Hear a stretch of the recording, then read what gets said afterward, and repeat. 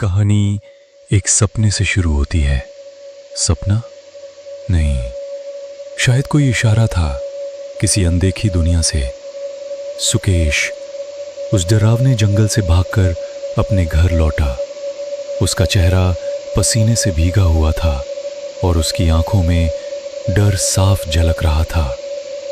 जैसे ही वो अपने कमरे में दाखिल हुआ, एक अजीब सी ठंड उसके पूरे जिस्म में दौड़ गई, जैसे कमरे की हवा बर्फ सी हो गई हो। उसे महसूस हुआ कोई उसके बहुत करीब है, बहुत ज्यादा करीब। और फिर उसके कानों में गूंजने लगीं धीमी ठंडी सांसें। लेकिन जब उसने देखा वहां कोई नहीं था, या शायद वो दिखाई नहीं देता था।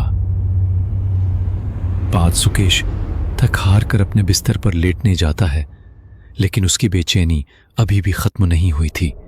जैसे ही वो आंखें बंद करता है, उसकी नजर खिड़की की ओर जाती है। वहां एक परछाई हिलती हुई सी नजर आती है। उसे ऐसा लगता है जैसे वो परछाई उसे ही देख रही हो।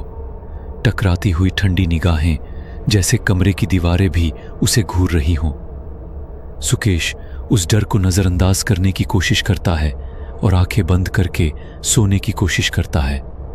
लेकिन तभी उसे एक अजीब एहसास होता है, जैसे कोई उसके बिस्तर के बिल्कुल पास खड़ा हो। सांसें रुकने लगती हैं, दिल की धड़कन तेज हो जाती है, पर आंखें खोलने की हिम्मत नहीं होती। सुकेश की आंखें अचानक खुलती हैं। वो देखता है एक भयानक परछाई उसके कमरे में खड़ी है। उसका पूरा शरीर कांपने लगता है। डर के मारे वो धीमी आवाज में बोलता है, कौन है यहाँ? हिम्मत जुटाकर वो लाइट ऑन करता है। परछाई गायब हो चुकी होती है। डर से कांपते हाथों से वो फौरन अपने दोस्तों को कॉल करता है और कहता है, मेरे कमरे में कोई था, कोई परछाई।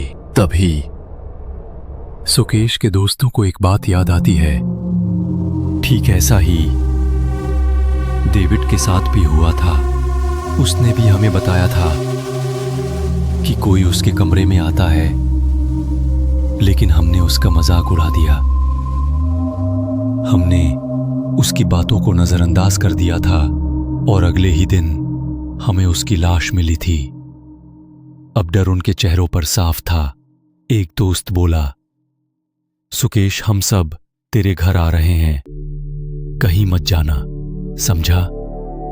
इतना सुनते ही सुकेश के दोस्त तुरंत उसके घर की तरफ निकल पड़ते हैं। रास्ते में उनमें से एक दोस्त पुलिस को कॉल करता है और जो कुछ भी हो रहा है वो सब शांत लहजे में बताता है। पुलिस पहले तो ध्यान से सुनती है, फिर कहती है, देखो, ये सब थोड़ा अजीब लग रहा है। शायद तुम लोग कोई मजाक कर रहे हो।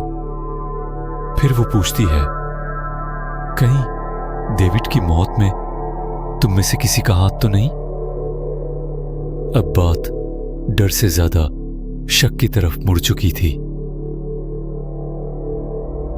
उधर दोस्त निकल चुके थे और पुलिस भी अब सुकेश के घर की तरफ रवाना हो चुकी थी। सुकेश अकेला था, डर के मारे अपने कमरे में बंद। वो बार बार चारों तरफ देखता रहा, जैसे कुछ होने वाला हो। तभी अचानक से तेज बिजली कड़कती है और अगले ही पल घर की सारी लाइट चली जाती है। रात गहरी हो चुकी थी और डर अब और ज्यादा पास आ चुका था।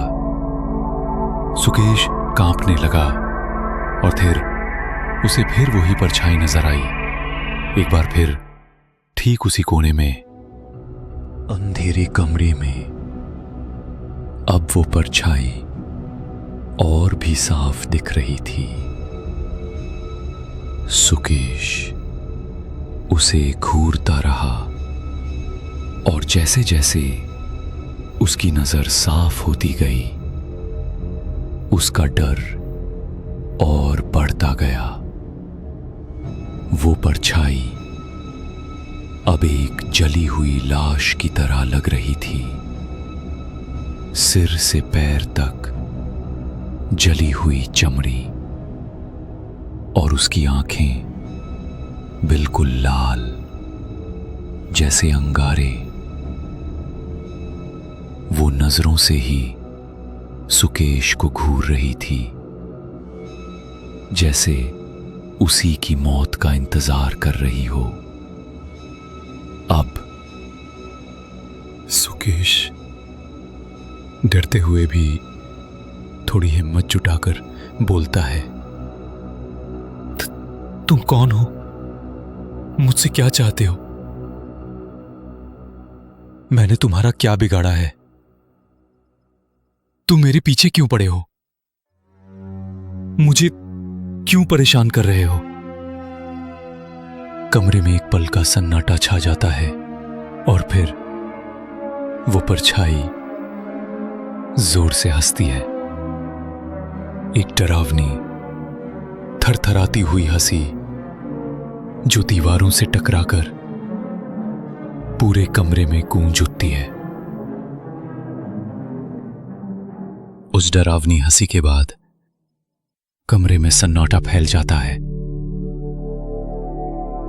सुकेश की सांसें तेज हो चुकी हैं।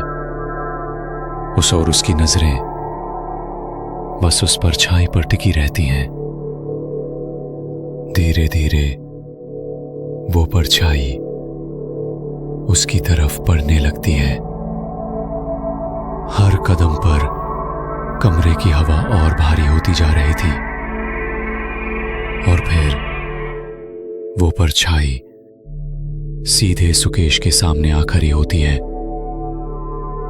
सुकेश की चीख निकल जाती है, जो कि अब वो समझ चुका था ये कोई परछाई नहीं। और तभी वो भयानक परछाई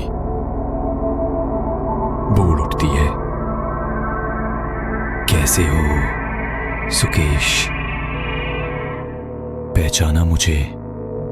सुकेश कांपती आवाज में कहता है। तुम कौन हो?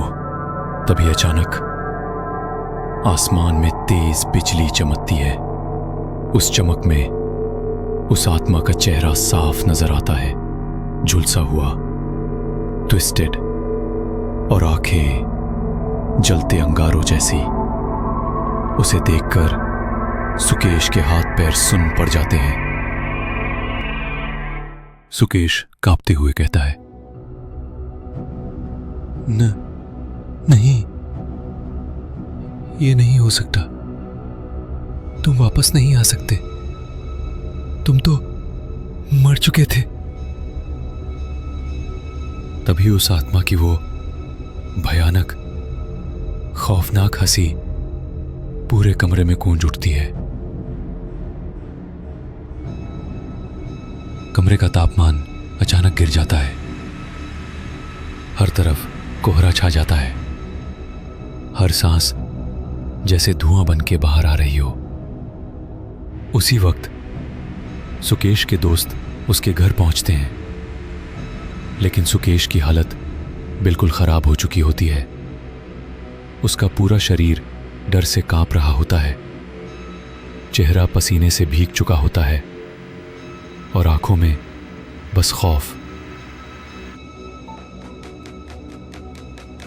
पुलिस भी सुकेश के घर पहुंचती है। तेजी से उसके कमरे की ओर बढ़ती है।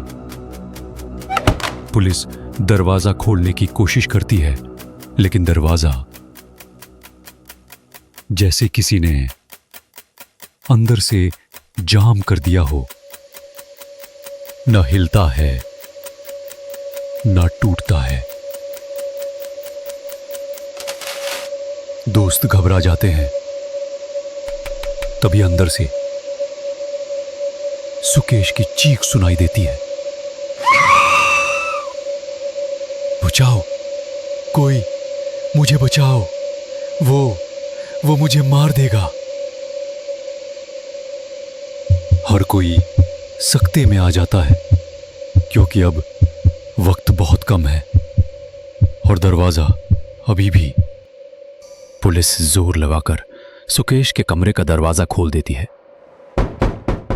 लेकिन अंदर जो नजारा था उसे देखकर सबके पैरों के नीचे से जमीन खिसक जाती है। पुलिस वाले और सुकेश के दोस्त सन रह जाते हैं, क्योंकि जो वहां हो रहा था वो इंसानी नहीं था। और तभी दरवाजा एक जोर के झटके से खुद ब खुद बंद हो जाता है। हर कोई सहम गया था। क्या हुआ था सुकेश के साथ? उस कमरे में कौन था? वो परछाई कौन थी जिसे देखकर सुकेश की रूह तक कांप उठी थी? इन सवालों के जवाब जानने के लिए देखते रहिए हॉरर स्टोरीज अनवेल की घोस्ट रिवेंज सीरीज।